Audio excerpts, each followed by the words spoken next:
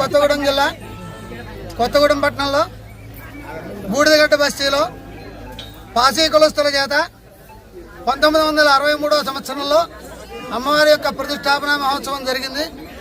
అప్పటి నుంచి వారు పూజాది కార్యక్రమాలు నిర్వహిస్తూ ఉన్నారు.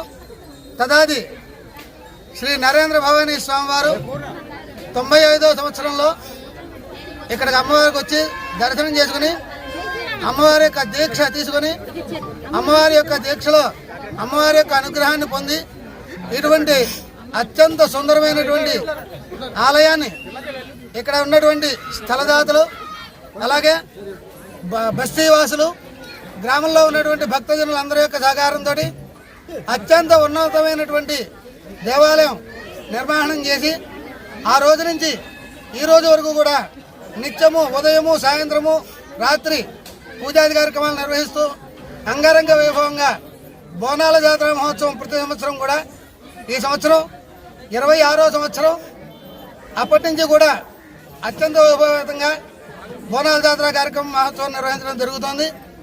అమ్మవారి అనుగ్రహం విశేషం చేత ఇక్కడికి ఎవరైతే భక్తులు వచ్చి అమ్మవారిని దర్శించి తరిస్తారో వారందరికీ కూడా కొంగు బంగారంగా అమ్మవారు దీవెనలు ఇచ్చి వారి యొక్క కార్యక్రమాలని కూడా నెరవేరుతోంది.